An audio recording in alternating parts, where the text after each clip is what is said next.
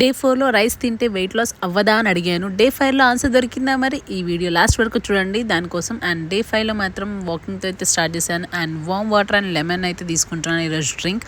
So దీంట్లో chia seeds కూడా add చేశాను because chia seeds are rich in fibre and బ్లోటింగ్ని అయితే ఫుల్గా తగ్గిస్తుంది.